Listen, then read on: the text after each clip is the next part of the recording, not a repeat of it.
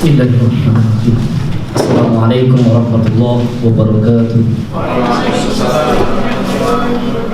Innal hamdalillah nahmaduhu wa nasta'inuhu wa na'udzu billahi min shururi anfusina wa min sayyiati a'malina. May yahdihillahu fala mudilla lahu wa may yudlilhu fala hadiya lahu. Asyhadu an la ilaha illallah wa asyhadu anna Muhammadan abduhu wa rasuluhu wa nabiyyu rasulullah pada mawad. Rekan-rekan, sahabat-sahabat sekalian, saudara-saudara seiman, se-Islam dan seperjuangan yang senantiasa kami hormati dan kami banggakan. Puji syukur untuk Allah, salawat beriringkan salam untuk Rasulullah sallallahu alaihi wasallam. Hari ini Allah takdirkan kita berada di tempat ini, detik ini, dalam kondisi sebagaimana yang hari ini kita dapati. Semua ini atas ketetapan Allah. Allah berkehendak, Allah pula lah yang kelak nanti akan menjadikan apa kita di akhirnya. Kehidupan terbaik kita adalah kehidupan setelah kematian.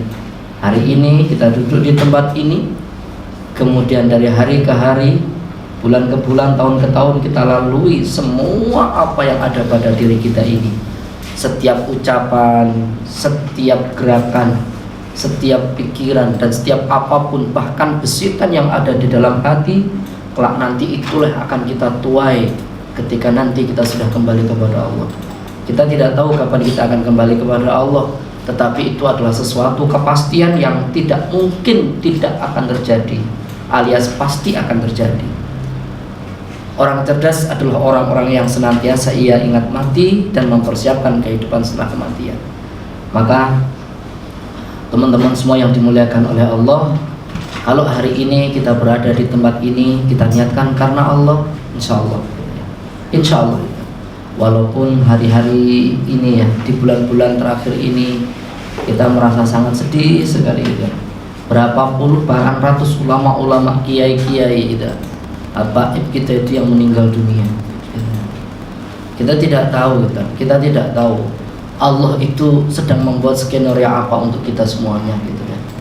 Apakah memang ini sebagai ujian gitu kan, ataukah memang ini sebagai azab gitu ya, naudzubillah gitu kan, ataukah memang ini sebagai peringatan gitu ya.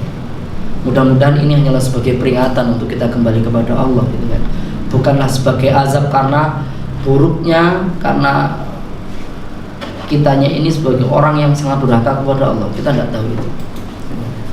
Baik, teman-teman yang dimuliakan oleh Allah, itu tadi sebagai mukadimah. Ada beberapa hal yang perlu kami sampaikan. Yang pertama, kami sampaikan salam dari para pembina Yayasan LKG TPQ Suluraya, yang di sana ada Ustadz Junianto, kemudian terkhusus juga ada Ustadz Nasir yang insya Allah nanti malam ya, insya Allah ya. Betul, nanti malam ya? Iya, nanti malam kan. Beliau akan memberikan motivasi untuk kita semuanya ya kan, walaupun via daring. Jadi istilah webinar gitu ya. Karena sekarang apa-apa sudah webinar gitu. Anak sekolah juga webinar gitu. TK juga webinar gitu. Jadi sing mumet gitu. Luar biasa sekarang. Ya memang zamannya seperti itu, gitu. Insyaallah. Kemudian yang kedua, ya kita mohon maaf, kami mohon maaf yang sebesar-besarnya kalau kemudian selama ini ya, terutama dari para pembina ya, atau saya pribadi juga jarang sekali untuk ketemu sama antum-antum semuanya. Hanya di momen-momen khusus untuk bisa ketemu sama antum semuanya. Ya mungkin karena sesuatu hal ya, yang kadang-kadang waktunya ya, kadang-kadang ya memang situasi kondisinya. Tapi masya Allah, jangan khawatir, kami tidak lepas dari antum-antum semuanya. Apa yang antum lakukan, alhamdulillah kami semuanya sangat tahu dan paham gitu ya. Antum sedang makan apa, antum sedang selfie apa gitu ya. Antum sedang dandak ke mobil atau apa, atau mogoknya gitu ya, atau kemudian mobilnya bersaing dengan mobil Fortunernya kan gitu ya. Ya alhamdulillah gitu kan, masya Allah luar biasa, antum semuanya luar biasa gitu ya. Tidak semua orang itu mau melakukan itu gitu ya, tidak semua orang itu mau melakukan itu gitu kan. Maka ketika seseorang itu mau melakukan suatu kebaikan, maka insya Allah gitu kan, kebaikan itu akan kembali kepada kita. Saya teringat dengan satu nasihat ya kan. Yang pertama itu nasihatnya begini, seseorang itu kalau dia mau melakukan kebaikan untuk orang lain, pasti Allah akan tolong orang itu. Allah akan berikan kebaikan kepada orang itu gitu loh ya. Kalau kita mau nolong orang lain, maka Allah akan tolong kita. Kalau kita itu mau bantu orang lain, maka Allah akan bantu kita. Dan kalau kita itu mau berbuat kebaikan kepada orang lain, nanti Allah akan banyak berikan kebaikan kepada kita. Itu sudah jadi sunatullah kan itu kan ya. Apalagi kalau kita itu mau menolong agama Allah, haknya Allah, pasti Allah akan memberikan apa yang menjadi kebutuhan kita gitu kan ya. Itu sudah jaminan gitu loh. Makanya keyakinan itulah yang menjadikan kita itu kuat. Keyakinan itulah yang membuat kita itu semakin ikhlas. Dan keyakinan itulah yang menjadikan kita itu mau melakukan sesuatu yang mungkin orang lain itu tidak mau melakukan sesuatu itu. Gitu kan ya. Loh, keyakinan apa tuh gitu kan? Keyakinan bahwasanya apa yang kita lakukan hari ini kelak nanti akan kita tuai ketika nanti kita sudah di akhirat, kan begitu. Maka orientasi pertama setiap kita itu hanyalah satu, yaitu apa? Semua kembalikan itu kepada Allah. Gitu kan? Semua kembalikan kepada Allah. Gitu kan? Baik, kapan kita itu bisa merasakan esensi dari sebuah kehidupan yang betul-betul kita nanti akan kembali kepada Allah? Gampang saja teman-teman. Kalau kita di dunia ini mau pengen merasakan seperti itu, gampang saja. Rasakan pada saat dimana kita itu dalam keadaan sakit, yang sakit itu cukup parah. Baru gitu kan, orang itu bisa merasakan bagaimana esensi hidup itu ada di situ. Gitu. Baik, sebelum selanjutkan ke nomor 2, kemarin pagi kami itu silaturahim itu ke tempatnya Ustadz Abu Bakar Basir. Kami ke sana bersama dengan teman-teman. Masya Allah, diterima dengan luar biasa. Kami banyak mendapati pelajaran menarik dari beliau. Pertama, beliau dari dulu sampai sekarang itu sama, tidak ada bedanya. Bedanya cuma fisiknya, tapi pemikirannya gitu kan, keyakinannya, akidahnya nggak ada bedanya. Ngomongnya juga sama, gitu kan ya. Masya Allah, luar biasa. Kemudian yang kedua, gitu kan, beliau itu menitipkan satu nasihat kepada kami, itu saat itu yang hadir, untuk kemudian disampaikan kepada semua orang, gitu kan. Sederhana sekali, yaitu apa? Pertama, gitu kan ya. Pertama, kita itu disuruh belajar tentang hakikat sebuah kebenaran. Yang kedua, hakikat tentang kehidupan. Dan yang ketiga, yaitu kita itu diingatkan untuk belajar Islam itu, mempelajari Islam dan mendakwahkan Islam itu secara keseluruhan. Intinya itu ada di situ. Gitu kan ya.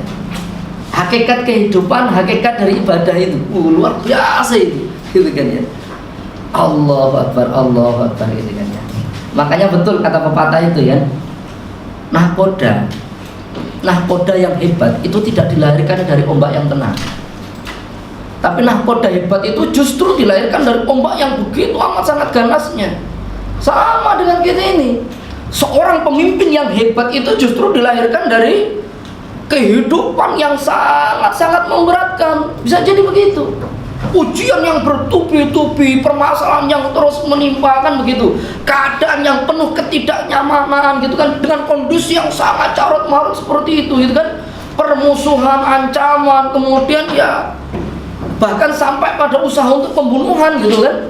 Itu pasti akan didapati, tapi itulah nanti akan menjadikan seseorang itu menjadi orang yang hebat, kan begitu. Itu loh ya. Dan ya memang itulah sunnatullahnya. Maka kehidupan kita itu aslinya kan berbanding lurus. Semakin orang itu banyak mendapati cobaan, maka semakin bagus pula, semakin hebat pula karakter orang itu. Gitu kan ya. Maksudnya itu karakter perjuangannya gitu loh, maksud saya, kan begitu kan. Semakin orang itu berat menghadapi cobaan hidup, maka semakin kuat, semakin tinggi derajat orang itu, kan begitu. Tapi kalau kemudian hari ini kita itu hanya memilih jalan yang enak-enak saja, yang santai-santai saja, yang slow-slow saja, ya mohon maaf sekali. Ya jangan pernah kita itu berharap untuk menjadi orang yang hebat. Nggak mungkin. Karena rumusnya nggak di situ gitu loh ya. Rumusnya itu tidak begitu. Ya rumusnya itu tadi berbanding lurus, pokoknya begitu. Semakin kita itu banyak melakukan sesuatu, maka kita akan banyak mendapati sesuatu. Semakin banyak kita itu mendapati ujian, tantangan, maka semakin tinggi nanti derajat keadaan kita itu. Gitu loh ya. Maka sekali lagi teman-teman semuanya, gitu kan, kita harus banyak belajar pada mereka-mereka, ya kan. Ada Ustadz Abu Bakar Basir, ada Habib Rizik Sihab, Masya Allah, luar biasa, itu luar biasa, gitu ya. Baik, kembali kepada nasihat yang nomor kedua, gitu ya. Jadi yang nomor kedua, nasihat yang pernah kami dapati itu adalah jangan pernah berputus asa terhadap apa yang memang Allah sudah tetapkan, apapun itu, gitu ya. Karena di kita itu semuanya banyak ujiannya. Keluarga kita, saudara-saudara kita, sahabat-sahabat kita, mungkin kebutuhan finansial kita, itu jadi ujian untuk kita. Jadi ujian untuk kita, gitu. Kita kan di sini semuanya insya Allah sudah pada nikah semuanya lah, insya Allah ya. Sebagian, kecuali yang belum. Kecuali yang belum. Insya Allah kita semuanya sudah banyak nikah di sini. Luar biasa. Dari dulu yang saya dapati itu teman-teman itu yang ngurusi LKG itu masih jomblo-jomblo, masih culun-culun, gitu ya Allah. Wah, gitu ya, neng masih di Car Free Day, masih ini, gitu kan, gitu kan. Terus gitu kan hari ke hari gitu, sampai kemudian hari ini kita mendapati sudah 10 tahun ya. Dasar pasangan 10 tahun. Iya. Luar biasa itu. Itu loh ya. Iya. Dan kemudian antum pasti akan rasakan gitu ya. Antum pasti akan rasakan, gitu kan. Kenapa kok kemudian dari hari ke hari antum LKG ini Allah kasih banyak pertolongan, gitu kan ya. Allah banyak kasih itu pertolongan, gitu kan. Antum mau pengen itu Allah takdirkan ya dapat, gitu kan. Ya walaupun yang dipingin sih memang tidak terlalu muluk-muluk juga, gitu kan. Makanya ya Allah kasih mudahkan itu. Karena kita sadar siapa kita kan begitu, gitu kan ya. Luar biasa itu, dimudahkan aja gitu kan ya. Saya katakan itu dimudahkan. Saya katakan itu dimudahkan, gitu kan. Apa tuh? Apa kalau bahasa Indonesia itu kebalikan dari mudah itu betul? Susah. Kalau kemudian ringan itu berat ya. Saya tadi menggunakan kalimat apa tadi? Mudah ya. Mudah berarti lawannya adalah namanya antonim apa sinonim itu? Antonim.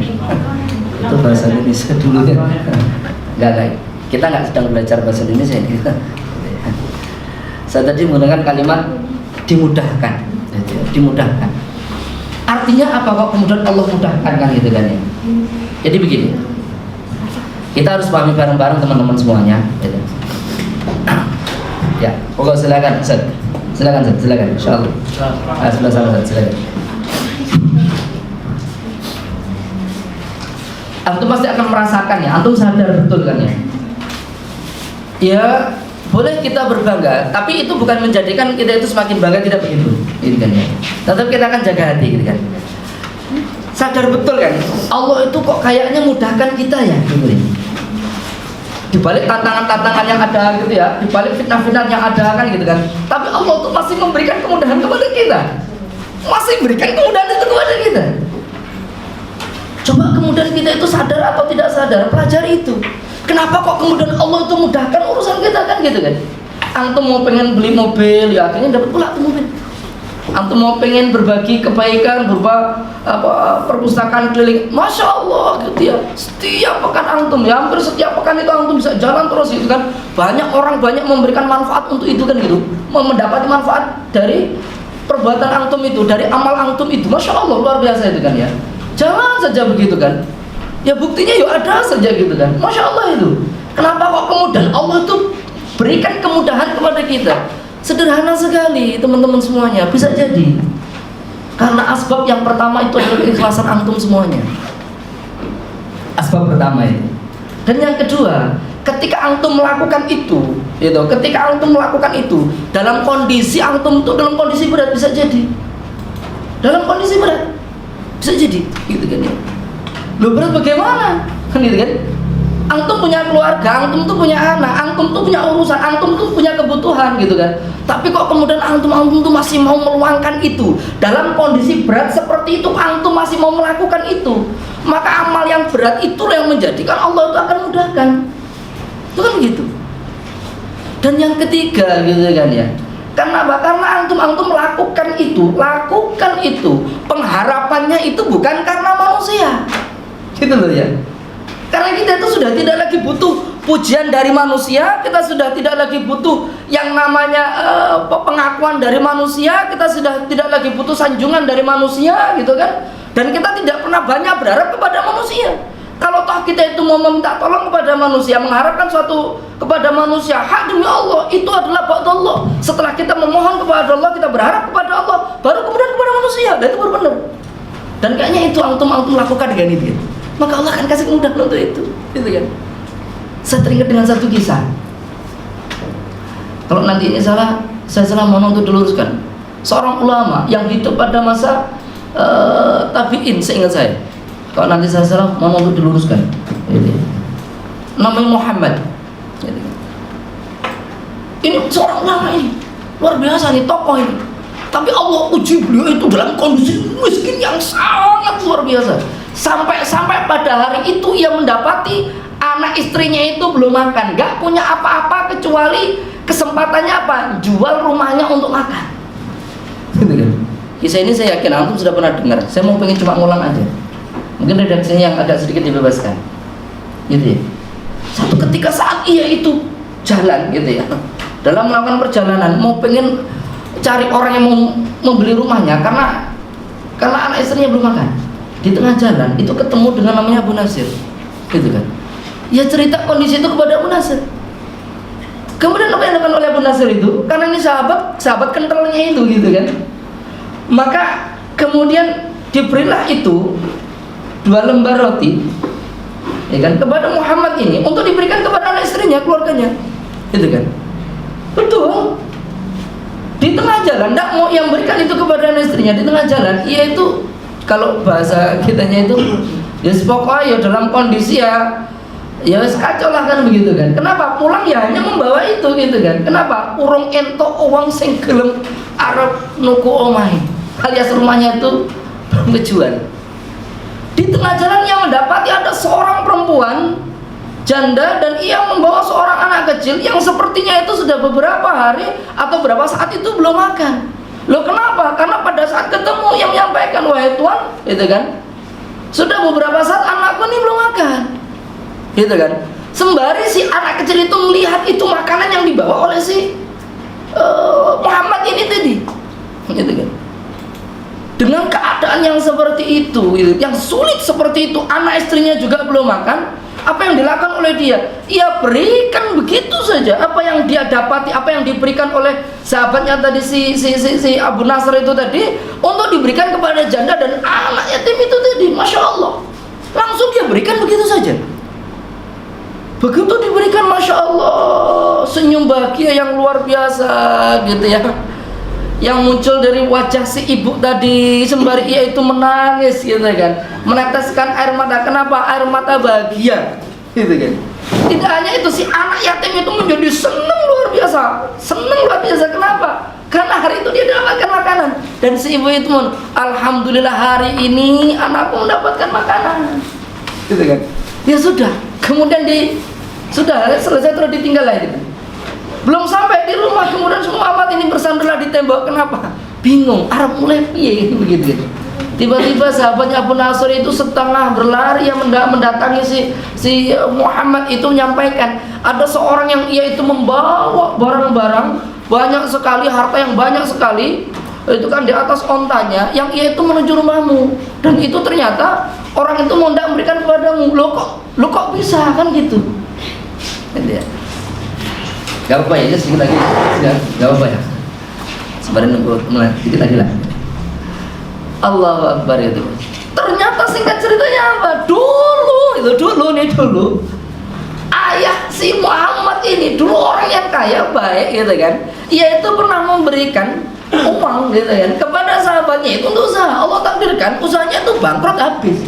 Kemudian temannya itu pergilah dia itu merantau ke negeri yang lain. Dan di sana ternyata menjadi kaya raya karena asbab itu.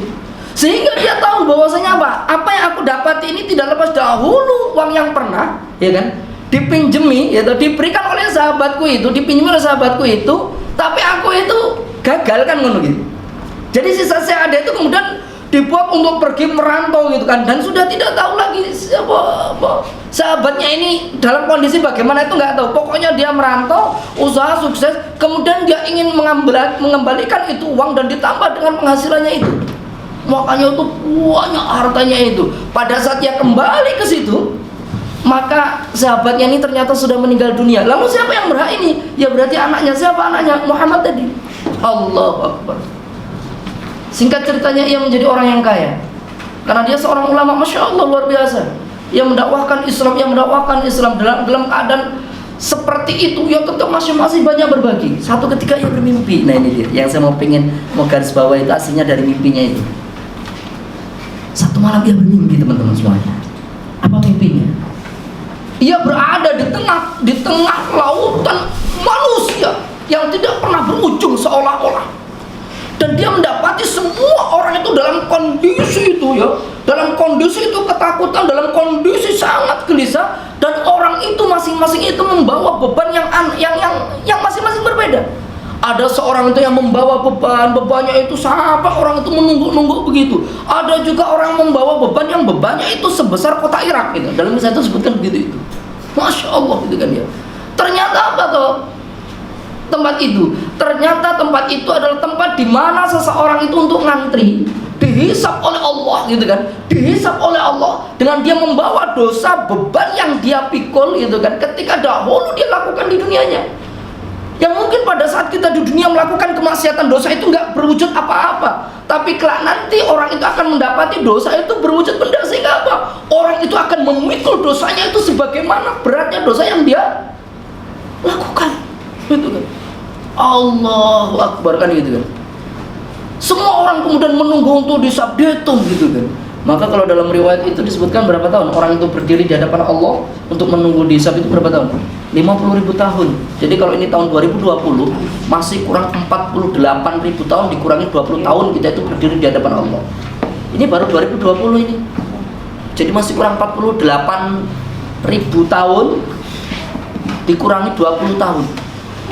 Orang itu nanti akan berdiri di hadapan Allah. Nunggu, ini baru nunggu deto. Gitu gitu. Nunggu deto. Ya Allah, ya Allah, ya Allah, luar biasa gitu kan. Kemudian, gitu, teman-teman semuanya, dalam kisah itu mimpinya itu si Muhammad ini tadi, ketika saat dihitung itu amal kebaikan dan amal keburukannya itu. Waalaikumsalam warahmatullahi wabarakatuh. Oh, silakan. Assalamualaikum warahmatullahi wabarakatuh. Penuh itu Pak. Nah, silakan. Ya, Masya Allah. Baik. Dalam kisah itu kita dapati, ya, si Abu Muhammad ini mendapati apa? Timbangan itu loh. Amal kebaikan dan amal keburukannya itu. Amal kebaikan dan amal keburukannya itu sudah diletakkan. Ternyata amal keburukannya itu jauh lebih ke bawah alias lebih berat ketimbang amal kebaikannya. Allahu Akbar, Allahu Akbar. Sampai kemudian dia itu berputus asa, yang kemudian dia itu ngomong begini, sudah pokoknya ya, kalau bahasa kita itu pokoknya bahasa yang lain itu habislah kita sudah. Apa yang terjadi? Ya tiba-tiba mendengar ada satu kalimat begini, masihkah ada amal kebaikan yang ada pada diri orang ini? Itulah teman-teman. Masihkah ada amal kebaikan yang ada pada diri orang ini? Luar biasa itu. Kemudian dia mendapati suara lagi, masih ada. Apa itu? Sisanya ternyata. Jadi hanya 2 lembar roti dan tetesan air mata itu tok saja. Maka diletakkanlah itu 2 lembar roti itu, kemudian berangsur-angsur amal kebaikan itu yang tadinya itu di atas itu menjadi ke bawah begitu. Ternyata hanya sampai di situ masih tetap lebih berat, itu namanya kemaksiatannya itu, dosanya itu, gitu kan ya. Baru kemudian masih ada lagi yang tersisa, ada terakhir, yaitu apa? Tetesan air mata itu kan. Ternyata adalah tetesan air mata seorang janda yang dulu pernah dia berikan, ia bantu, ia kasih 2 lembar roti, yang saat itu yang membantunya itu dalam kondisi sangat berat, gitu loh. Makanya saya sampaikan di awal tadi gitu kan ya, Mungkin karena antum itu melakukan kebaikan dalam kondisi antum itu sangat berat, maka Allah itu kasih pertolongannya itu secara khusus. Itu loh ya. Kalau kita dalam kondisi mudah, kemudian kita membantu, gampang, nilainya beda. Tapi dalam kondisi kita itu sangat berat, kok kita itu masih mau memberikan sesuatu, masih mau beramal kebaikan, masih kita itu berbuat untuk orang lain, hak demi Allah, nilainya beda. Beda nilainya. Allahu Akbar, Allahu Akbar. Bisa jadi loh teman-teman semuanya kan itu ya. Baik. Inti dari kisah itu adalah ya, Allah akhirnya dalam mimpi itu kemudian disebutkan karena tetesan air mata seorang janda yang pernah ia berikan dalam kondisi si Abu Muhammad itu juga dalam kondisi yang sangat berat gitu kan. Kemudian pelan tapi pasti amal kebaikannya itu turun. Allahu Akbar.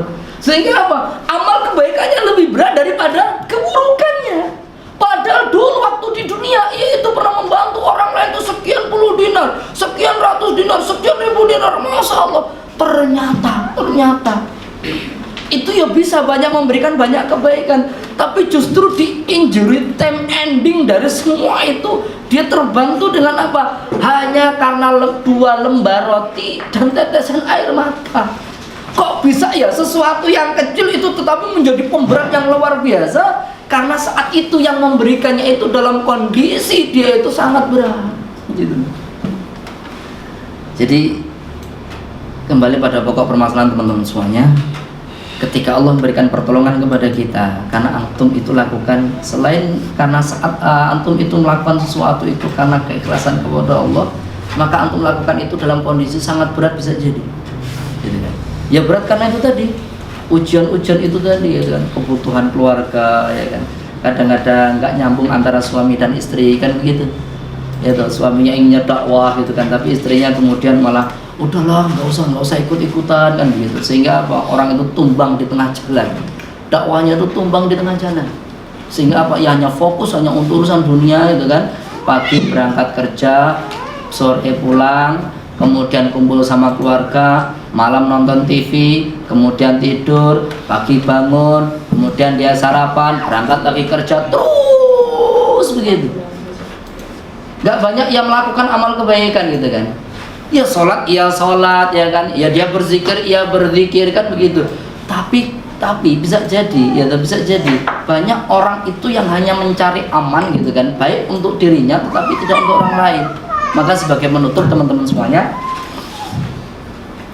kita harus banyak belajar tentang amalan yang bersifat kasir dan amalan yang bersifat mutaaddi.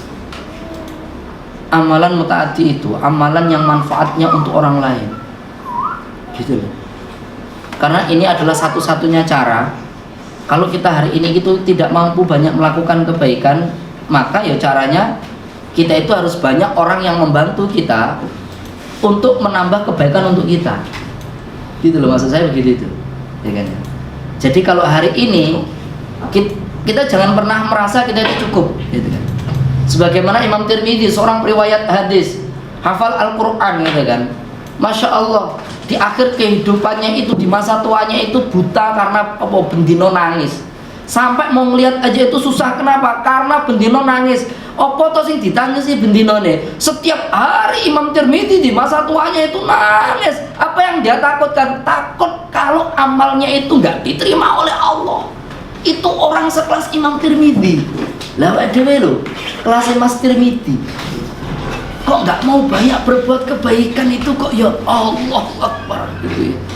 Ya Allah, ya Allah, ya Allah. Sudah, pokoknya judulnya, yuk hari ini kita banyak membantu orang lain, kita banyak berbuat untuk orang lain gitu kan. Mungkin bisa jadi kita akan mengalahkan apa yang menjadi egois kita ini. Mungkin kita akan mengalahkan kepentingan pribadi kita. Mungkin kita akan mengalahkan kepentingan keluarga kita gitu kan. Walaupun kita tidak lupakan itu keluarga kita.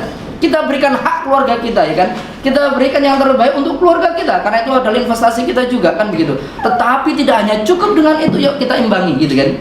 Keluarga kita perhatikan, kebutuhan kita juga kita perhatikan, tapi jangan pernah tinggalkan itu amalan-amalan mutaati alias amalan-amalan yang manfaatnya untuk orang lain. Karena dengan sebab itulah kelak nanti Allah itu akan banyak bantu kita, dengan itulah kelak nanti Allah akan banyak berikan kepada kita, dan kelak dengan itulah kelak nanti ketika kita kembali kepada Allah, kita itu akan banyak ditolong, bukan cuma hanya mengandalkan amalan kita, tetapi karena kebaikan yang dilakukan oleh orang lain, asbab tangan, lisan, amalan kita, sehingga kita banyak terbantu dengan itu.